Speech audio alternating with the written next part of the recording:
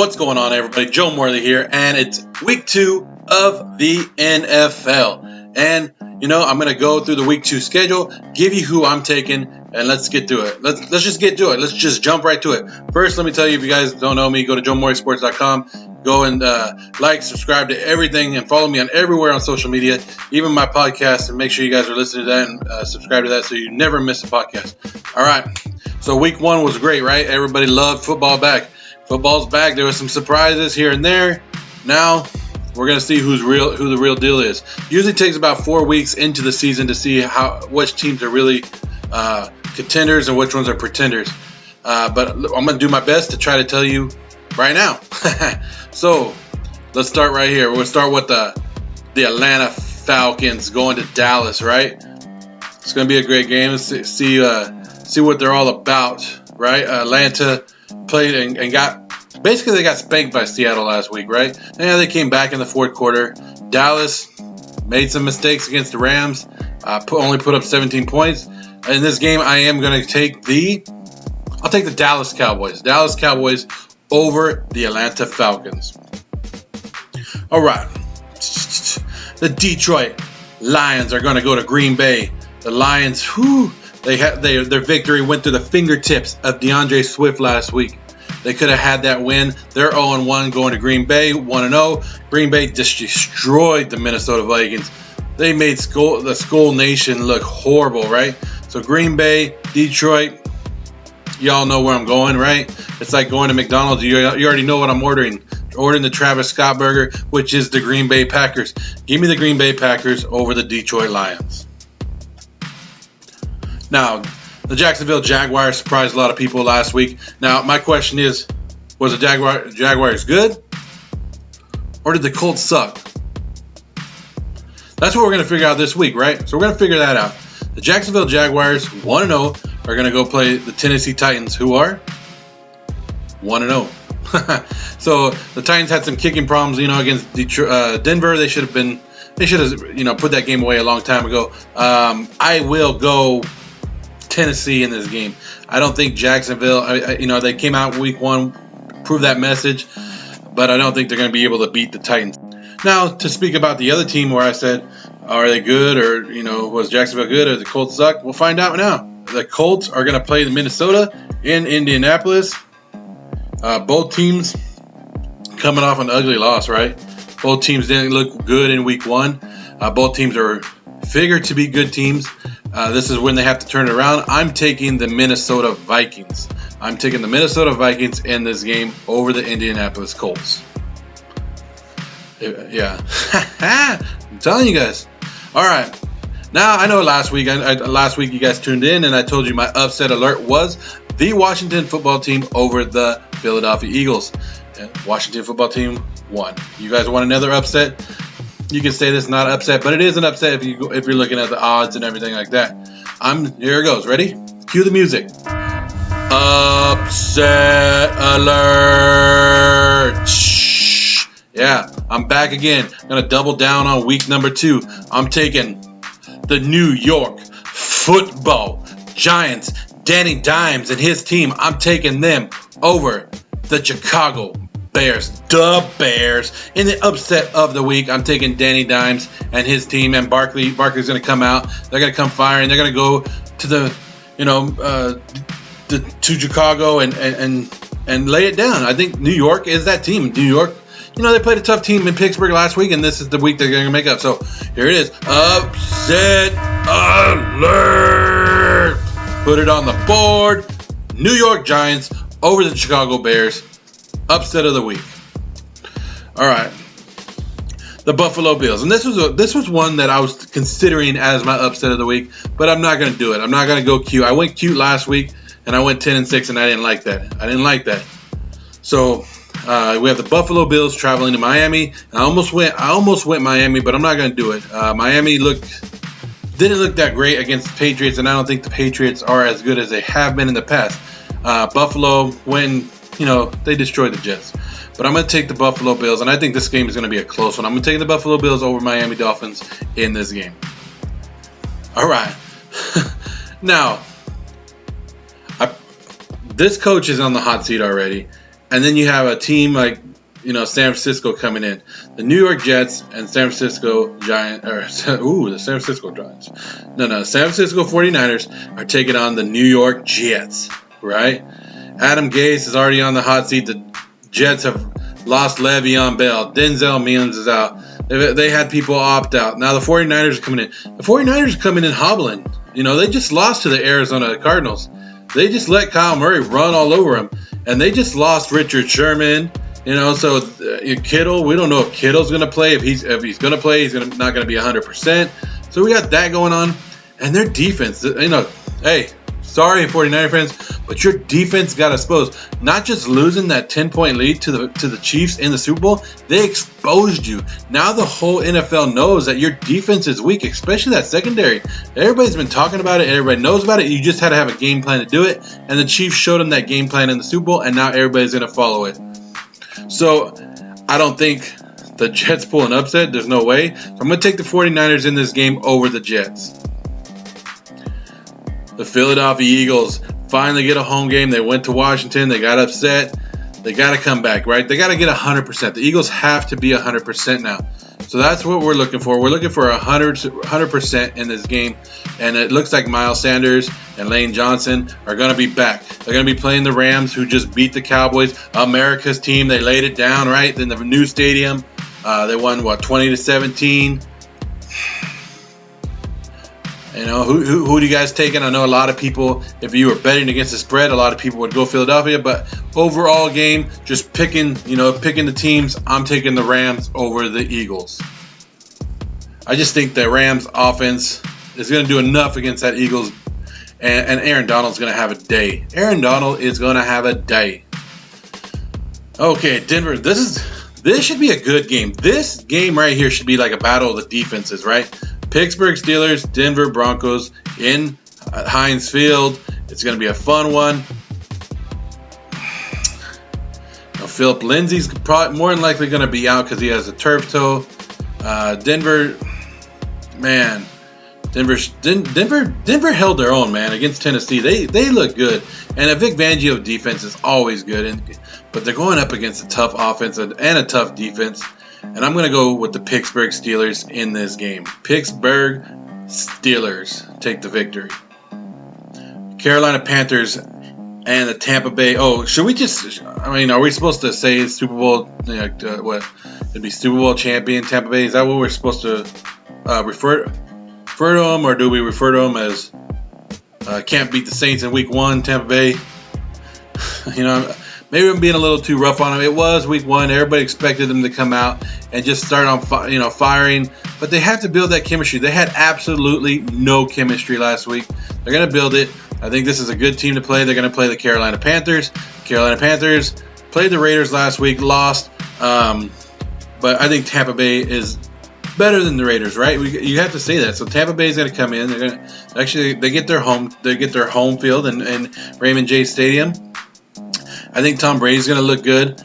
Chris Godwin is in concussion protocol, so we got to watch that where he's at. Mike Evans should be playing. So I like it. I like Tampa Bay. I'm going to go Tampa Bay over the Carolina Panthers.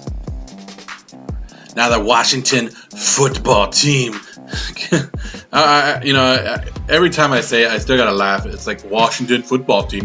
We're the Washington football team, right? Whatever. They're taking on the Arizona Cardinals. And you know what? I almost did an upset alert with the Washington Washington football team. Sorry. I almost did the Washington football team over the Arizona Cardinals. But I'm not going to because Arizona just beat the 49ers, right? They're coming off a high. Washington is basically like the 49ers. They have a great defensive front, but no secondary. And I see Arizona doing the same thing that they did to the 49ers. So I'm taking the Arizona Cardinals over the Washington football team. Now, I don't know. This is basically just like a home game. They're having a home game in SoFi Stadium. The Chargers are having the Chiefs, the defending Super Bowl champions, come to LA and play them. It's basically what's changed. It's going to be just like having Charger fans in the stadium, right? No fans are allowed in there, but there was never any Charger fans anyway. So this is more of a home game than the Chargers are ever used to, right? Because they're actually going to play some stuff. They get to play that recorded fan version, so they're actually going to have people cheering for them. It's all recorded, but the Chargers they might throw the Chargers off to actually have people cheering for them because they're not used to that. They're used to their stadium being full with other teams. So Kansas City's fans should have been all in there, right? So maybe they should play the Kansas City soundtrack for them because it's going to throw the Chargers off to actually have people cheering when they're actually doing something good. In this game, there's no way I take the Chargers. There's absolutely no way. They didn't impress me any much against the Cincinnati Bengals to make me go, yeah, I'm taking the Chargers. Nah, there's no way. The Chiefs didn't even play 100% last week. They looked like they had to wake up a little bit, but they looked good, right? So I'm taking the Kansas City Chiefs over the Bolts in LA. Now, a lot of hate has been put on Deshaun Watson this week. And look, it was week 1, guys. He had a new offense full of weapons. And just like we talked about Tampa Bay not having chemistry, he has no chemistry with the new wide receivers that he has, the new offense. And it's finally their first time getting on the field. Did they have to go up against the defending Super Bowl champions? Yes, that kind of sucked, right? Well, hey, now that you got that rust off you, why don't you go play Baltimore? They don't catch a break. Houston's not catching a break right here. Houston has Baltimore and Lamar Jackson coming to town, and they're just going to get steamrolled again, right? There's no way that Houston is ready for this. And maybe if you're a Houston fan, you saw the schedule and you're like, oh, we got first 2 losses right off the bat. And, Houston's used to that. They start 0-2, they make the playoffs. It is what it is. It happens, right, guys? So I'm taking the Baltimore Ravens over the Houston. Don't be afraid to start Deshaun Watson. I'm telling you guys this. You guys drafted him for a reason. Play him, right? Play Deshaun Watson. He's still a top quarterback. He gets out of a lot of pressure, and that team would be a lot worse if they didn't have a quarterback like him. Now, the New England Patriots are going and flying across the country, and they're playing the Seattle Seahawks. And this is going to be interesting because Seattle's used to having the 12th man and how loud it is in that stadium. They're always looking at it and going, oh, it's so loud in here. It's the loudest stadium in the world. Well, now they don't have that. And maybe they can pump it in there, but I'm not sure how loud they can pump that to make it even sound and replicate the Seattle fans, the 12th man in Seattle. This could, I guess this is an upset because I think New England is favored. Should I do an upset alert on this one too? Sure. Upset alert! Right? Woo, woo, woo, woo, woo, woo! We'll put all the sounds and stuff in there, make it sound all good. And we'll take the Seattle Seahawks over the New England Patriots. New England played Miami last week. Miami didn't have it going. They played Ryan Fitzpatrick. Now they're playing a quarterback with Russell Wilson. I like the two DK Metcalf. I like Tyler Lockett. Yeah, they got Gilmore to shut him down, but I don't think the Patriots are, and what I'm kind of basing this back off to is Cam Newton's back, right? But Cam Newton, when he played for the Panthers, and him and Pete Carroll and the Seattle Seahawks, when they played the Panthers with Cam Newton, they kind of had good games. They shut each other down. It was always 12-9 games. So Pete Carroll has a game plan to beat Cam Newton. He already knows it. He already knows Cam Newton. He's not a new quarterback coming in and doing it. So I think that he goes back to those game films. And yeah, now we see how they're going to use Cam Newton. Now we see, Josh McDaniels. We should have already pictured this in our head. That Josh McDaniels finally has the running quarterback that he wants, right? When he went to Denver and drafted Tim Tebow, this is what he wanted. So he's, now they have a little bit of film on him. They can do some stuff, but I'm taking Seattle in this game over the Patriots.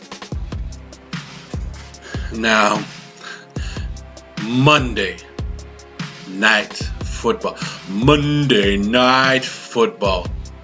The Raiders, the city of Las Vegas, the city that never sleeps, getting their first football game. Here it comes. The New Orleans Saints, Drew Brees, Alvin Kamara. Well, not Michael Thomas. He's out, right? But we could say Emmanuel Sanders is going to take his spot. Latavius Murray, the high-powered Saints offense is coming in to Las Vegas.